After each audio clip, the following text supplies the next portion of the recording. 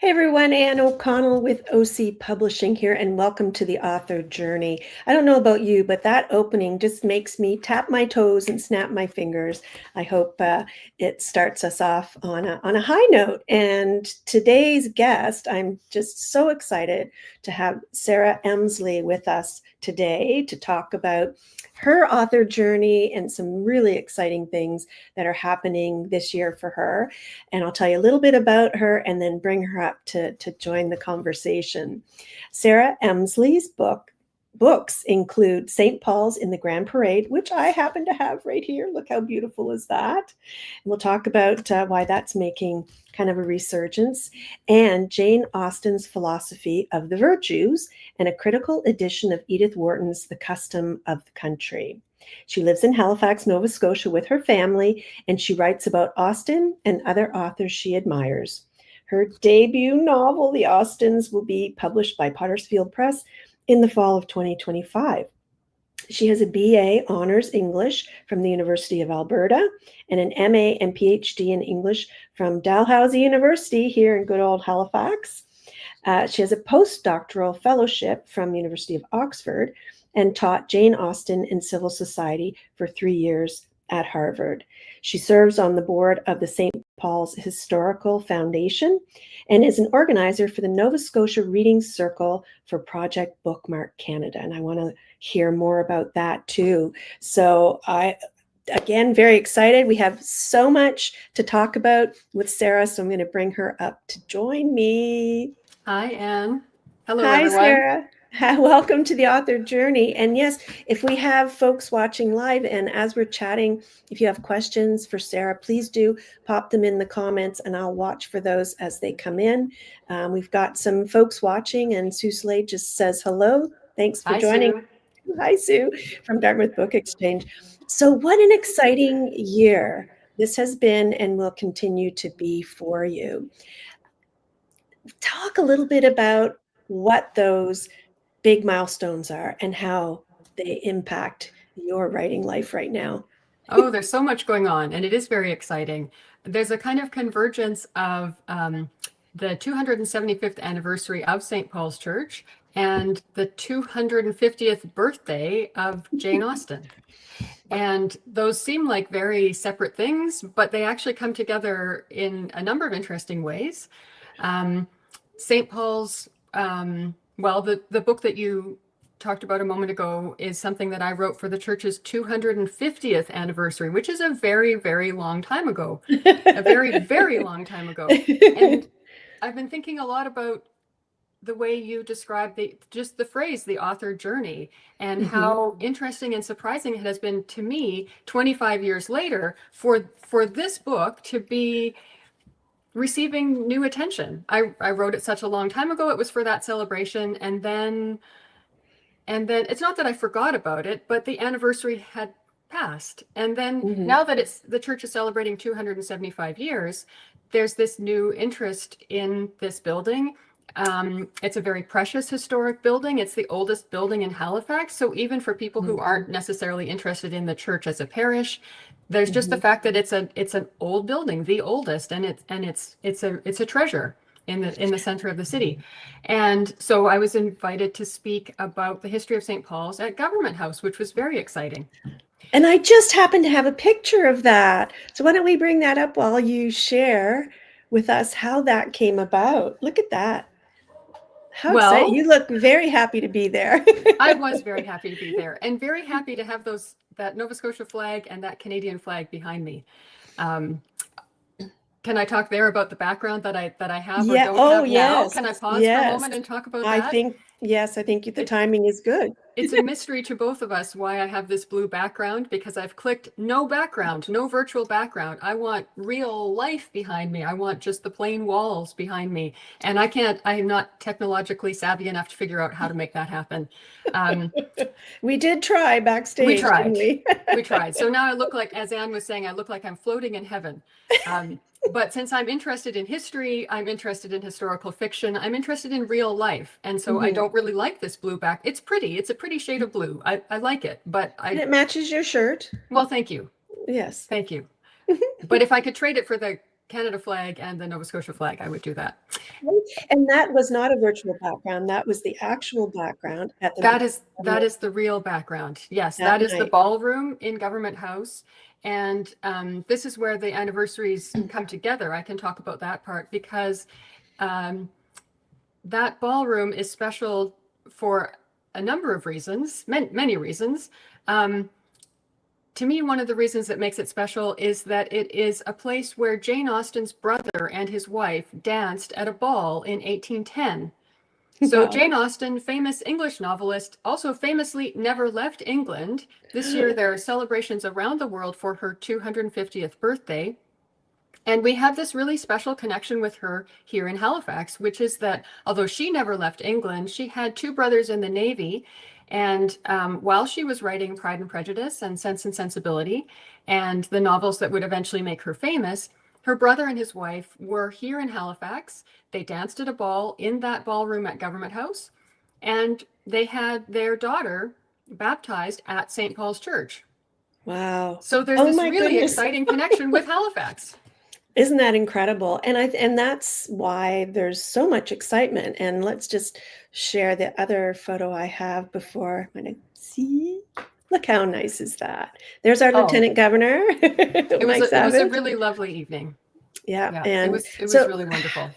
how did they wind up inviting you? Like, was it all of a sudden they had this epiphany, 250th anniversary, 275th? Here we have locally this scholar who writes extensively about the Austens and, is, part of the St. Paul's Foundation. How did it come to be? Well, this the event pictured there is actually the second time that I gave that talk. And so in the fall, their communications officer, Melissa Gertzen, reached out to me to ask if I would be interested in speaking because she knew about the 275th anniversary and wanted to highlight the history of St. Paul's and also its connections with Government House. It has had a long history of connections with governors and lieutenant governors and the royal family. And their honors invited me in the fall to speak at Government House. And there was such a wonderful response to the history of St. Paul's and so much interest in the talk that once we then had a new lieutenant governor, I went back again in March. So their honors invited me in March again. So that's the second one. So it was a real honor and a real privilege to be able to talk about the history of St. Paul's there, not just once, but twice in that very special ballroom. I love that. And how wonderful for you to, make a living focusing on something that you're so passionate about and to be able to focus like your professional life. When we first met through Marianne Ward, who I think is watching. Hi, Marianne. Hi, Marianne.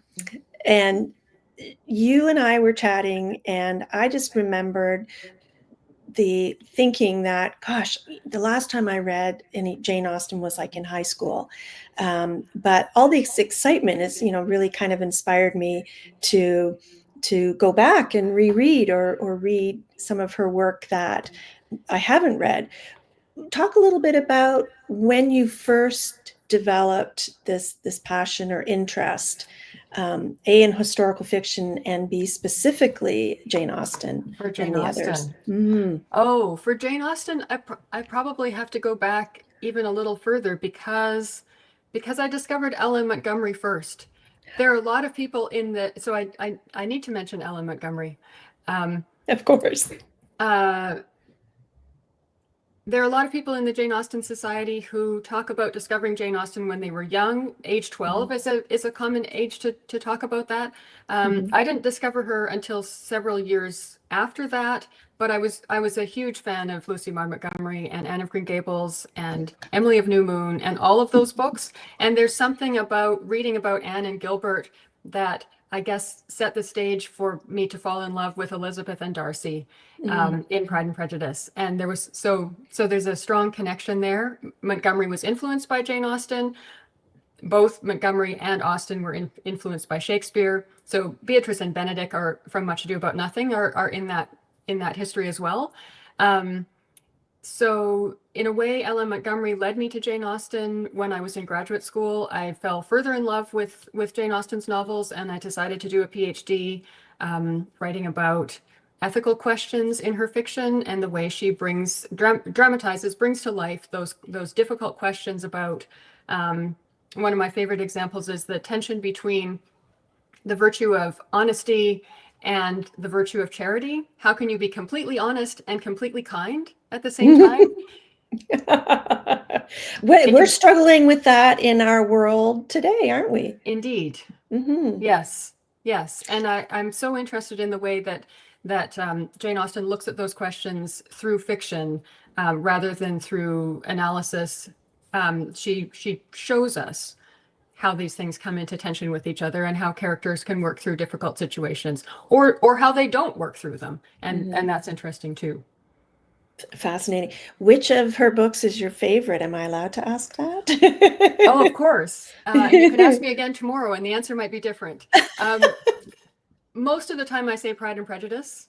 That probably is the central one for me. But I have a now I'm starting to answer the second one and I'm already thinking of the third. Mansfield Park is another for me because the heroine, Fanny Price, is a very quiet and strong heroine. And I think she doesn't get enough credit. She's such a powerful character and she is often dismissed by readers as not active enough, but she has just such a firm conviction and strength of character that I really admire her. But Persuasion is one of my other favorites. So let's pretend you're asking me 3 days in a row. I'm also going to say Persuasion because it's about second chances. And second chances, it's such an intriguing story, an intriguing idea that having had something not work out, maybe it will work the next time around. It's kind of there's some very similar underlying themes in contemporary fiction, but you triggered another question. So you've obviously read these books many times. Now, if you were to read them yet again, do you still feel that you might find something that you hadn't explored before, or like, how does that experience feel? Yes, absolutely. It's one of the reasons that I read them constantly. I have Persuasion next to my bed and I read a little bit at night. I'm listening to Pride and Prejudice in the car. My sister is reading Emma at the moment, and we text each other lines that strike us as what's the most wonderful line. She proposed this game actually that on any given page we find what is the most interesting line that stands out on that page, and she'll send something to me from Emma. I'll send something to her from Persuasion, and we go back and forth. Jane Austen, they're constantly new layers that I'm discovering that even after all these years, I'm still finding new things. Oh, I love that. Is there a line that sticks in your head? Oh, so many of them. What's the first one that comes out? The first one that, well, here's one of my favorites. Towards the end of Pride and Prejudice, which is famous for its happy ending, Elizabeth and Darcy, and there's a double wedding, and in the movies, there's always a lot made of that, and I think that's wonderful. It's lovely. It's a brilliant, beautiful, happy ending. But in the novel, Jane Austen's focus on all she says about the wedding day is one line. Happy for all her maternal feelings was the day on which Mrs. Bennet got rid of her two most deserving daughters. That's it. That's all she says about the wedding, which is why I think it's so fascinating that in the movies, there's the lace and all the beautiful gowns and the flowers and it's also lovely, which is delightful to watch. And do you think that Ms. Austen would approve of those adaptations? Oh, that's a fascinating question. What would she think of, and which leads to many other questions. What would she think of our world and the way we read her novels and the various film adaptations and the various prequels and sequels and retellings? What would she think of that? I don't know. It's would she feel honored that we're fascinated by her after all these years, or would she feel that we have transformed the stories beyond recognition? I mean, in some cases we have, Right, sometimes. right, Um, I think she would understand that audiences want to see that wedding on the screen, and I think that the right, wedding is important to her. Um, but I think it isn't the only thing that's going on at the ending of that book. There are other right. things about the heroine's journey, to use Hmm. your term journey again, Hmm. and the character, the transformation that Elizabeth Bennet goes through in that novel, I think is more important than the Then the than that pomp and happy ending. ceremony I think of a so. wedding. Yeah. I think so. Although the happy ending is important too. So I don't mean Hmm. to, yeah. And I think that, fans of Austen would probably agree with you. Um, let's shift a little bit. So talking about maintaining the authenticity, and when you're writing historical fiction, so you have just completed the manuscript for your debut novel. Congratulations! I'm very happy for you. Thank you. And so, what made you decide to attempt that? Well, I guess that's three things coming together. It's my fascination with history, as you can Hmm. see from the work on the St. Paul's book many, it's not several years ago. It's many years ago. Um, and that combined with my fascination with Jane Austen's novels, and then Hmm. and her life, and that whole world, the world of Jane Austen, combined with the fact that I put those two things together and then got to a point in my life where I realized, wait a minute, when I was very young and reading about Emily of New Moon and Anne of Green Gables and reading about Lucy Maud Montgomery's life, what I wanted to do was write a novel. And I grew up to write Always. books Okay. and teach and write and publish essays and speak at conferences. And I was doing all of those things.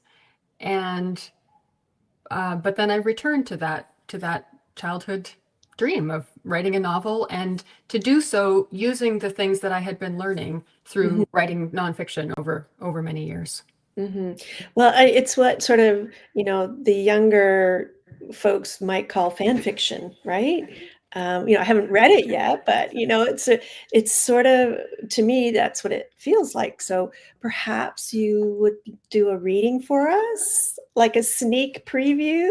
We're very Yes, lucky here at the Author Journey. I can do that. I would be happy to Okay, do that. Thank please. thank you for asking me. Absolutely my pleasure. Thank you for agreeing.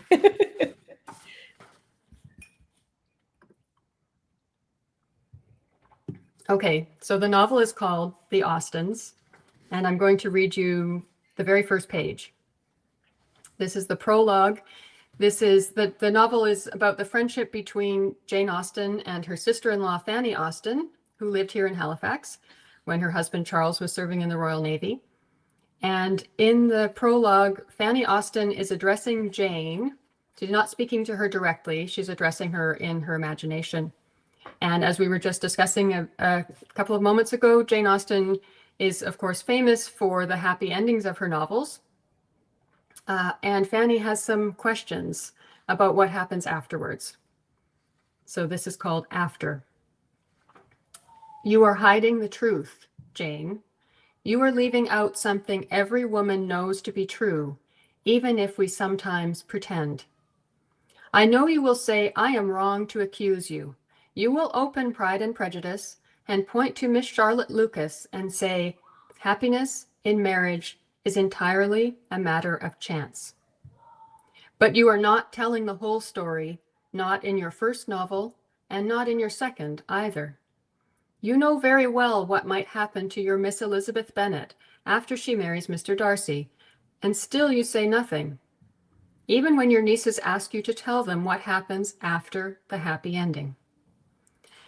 It does not matter if the hero has 10,000 a year or 10 times as much. How long will your heroines live, Jane? They are not immortal. They are just like any other young woman who chooses to marry for love. Look at me, Jane. Look at our sister-in-law, Elizabeth, or the other young women in our family.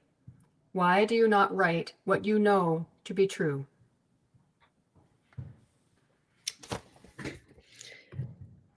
I'm shivering. Oh my goodness, that's quite the opening. I think it's, it's what struck me there is, the question or the discussion of mortality. Um, and her characters have lived on, right? So it's Yes. really, I love that kind of that, parallel today and yesterday. How did it feel to finally be writing your novel? Oh, it was amazing. It was bringing together so many things that I had been doing and so many things that I had been wanting to do, and then that exercise of building on what I knew in order to jump into the scene and imagine it, and also to explore Jane Austen's novels from a different angle, to look at questions like this one that is raised in the prologue, that I know, she was aware of these issues, but she was writing a certain kind of story. It was the sort of story that people wanted to hear, and we still want to hear it. I Mhm. want to hear it. We still love those stories.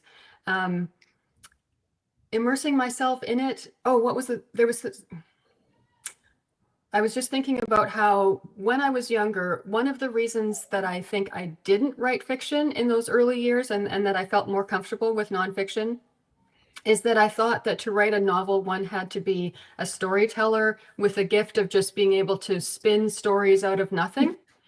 And that I don't that made me think, oh, well, I can't do that. And then once I realized I could work with Real life. material that was with real life and things that were Yes. already there. Hilary Mantel calls that, she talks about becoming interested in art that is found as well as in art that is made up. And so I like the idea of finding something and creating art with something that is found, and working with that historical material, and Mhm. and staying true to the historical material, doing extensive research, and then also having that power to imagine and use the things that I knew in order to imagine what might have been going on in the minds of these people I love who that. You lived a long struck a time ago. chord. You struck Ah, a chord. So I want thank to you. shout out to folks who have joined us. Jane Doucette, thanks for joining. She said she can't wait to read your novel. Hi, And Jane. we're all very excited. And Deanna Stephanie has popped in and she says, that's how I write. I can assure it's not a gift. And sometimes it feels like a curse. Talk a little bit about that. Thank you, Deanna, for that. Because I always say to people, they say, like, why do you write? And I say, because I can't not write, and if I'm not writing, there's something missing. So, I've been working hard at trying to carve out that time for myself these days. It's not easy sometimes. So, I mean, from an early age and, all through university and teaching, like, what is it that drives you to put your fingers to that keyboard? It's similar to what you just described. I can't not do it. I can't imagine a life in which I were not writing things down and recording things, whether Mhm, it's capturing things day by day in a diary entry, mhm, or or or imagining what somebody else's life was like or might have been like. mhm. I I I can't, I couldn't do it. I can't. Is that a failure of imagination? Maybe that's a failure of my imagination, that I can't I imagine know. what my life would be like if I weren't writing. I don't really know. I don't really want to try. No, exactly, and I think most writers would feel the same and agree with you, and Deanna's just, clarifying. She meant the spinning stories out of thin air can be a bit of a curse at times, so those Oh, thank you. ideas just kinda fly in, and I think, there's so many different, genres and approaches that, fantasy and science fiction, is more of that sort of spinning out of the imagination. Um, Historical fiction is based on real life.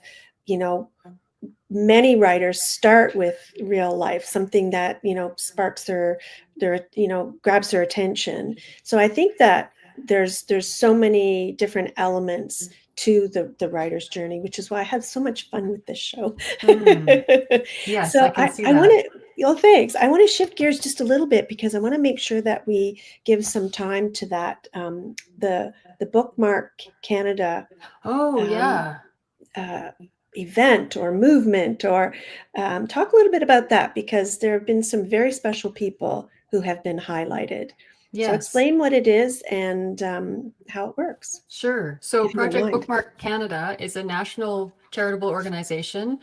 It was founded by Miranda Hill, who is a fantastic writer, and she had this vision of putting plaques across the country in places where fiction and poetry take place in the imagination. And the thing that I love about it is that first, well, that it's honoring writers and their work, Mm-hmm. but also that there are plaques all over the place that say this happened here in 1823 or whatever. And in this case, the plaques, since they have on them a passage from a poem or a section of a novel, the scene that takes place in that spot. So you can stand on the exact street corner where the thing happened, except that since it's in fiction, it never actually happened. I love But that. it's because it's told in the present, so it's always happening in the Mhm. novel or in the story. So I love her vision for that. And there's a literary trail across the country. The first bookmark in Nova Scotia is for Alistair MacLeod's novel No Great Mischief, and I got involved with the organization around that time, and we organized a celebration of that bookmark. And we have been working toward a bookmark for Budge Wilson's short story, The Leaving. And we're very excited about that. It's not confirmed yet, but I hope to be able to share more news about that before too long. Oh, that's fantastic. So the other thing that before we wrap up that I would like you to do is perhaps something from St. Paul's. And Sure. also I want to encourage people, like, this is an evergreen, like the pictures, the history, the information that is collected in this book is a gem. I can't believe I didn't have this before. Because I mean, St. Paul's, I grew up in Halifax. St. Paul's is near and dear to my heart. And one of my fondest memories was when I think it was like late elementary school. I was in the Halifax City Honor Choir. Yes, I was. I was And too. were you? Oh my Yes. goodness. We'll have to chat about that sometime. Okay. Maybe we're in the same choir. And we were celebrating, I'm sure it was Natal Day. And we were all dressed in, period costumes with bonnets and dresses and stuff in Parade Square with St. Paul's as the backdrop. And I just remember after the performance sitting on those steps and just reveling in being able to pretend like I was part of history, right? So Oh, it's wow. just very, like I said, near and dear to my heart. So Oh, that's a thank you. wonderful memory. I was not in the choir at that point. Okay. Yeah, but what a fantastic memory. That's It so was very lovely. special. And the also the dressing up and stepping into history also reminds me that St. Paul's is having an open house on Saturday, June the 7th, and all are Excellent. welcome. So please come to that. There will be tables there from 10 to 1 with information about the Halifax Explosion and the church's connection to that, the Titanic Society of Atlantic Canada, the Jane Austen Society of North America, and various, there'll be tours of the church, guided Oh, tours of the church. You can excellent. come and look at the Halifax Explosion window. I helped produce a postcard for that, so we have a souvenir to give away for people who are Which is interested kind in of that. spooky for those who kind of know the story. It's like it's a silhouette kind of thing. Well, anyway, Yes, that's yes, yes. It's a yeah. window that broke in the shape of a man's profile, Hmm. and it's been called the man in the window. So it looks like a Hmm. person, and so many ghost stories have been told about it over the last more than 100 years. The church Oh, that's decided to great. preserve it between two panes of glass, and it's fascinating to look at. It is. And so that's June 7th. So June the what a 7th, yes. okay. And So then what a there's a Jane great. Austen tea in the afternoon. So if you want to dress up, you could dress in period costume, come to the Jane Ooh. Austen tea. You also don't have to dress in period costume. Oh, that sounds wonderful. So let's wrap up with this quote from the St. Paul's book. From St. Paul's. Okay. Yes. Well, so this is, well, shall I read you something about the explosion then? I don't know. It's not a cheerful note to end on. Oh, whatever you had flagged for us for today. Well, the one that I flagged was I'm especially interested in this man named the Reverend Samuel Prince, who was active in the relief efforts after the sinking of the Titanic and also the explosion. And there are these powerful passages of his writing. So I'd be reading his writing, not mine, when he talks about. Okay. Yes. Okay.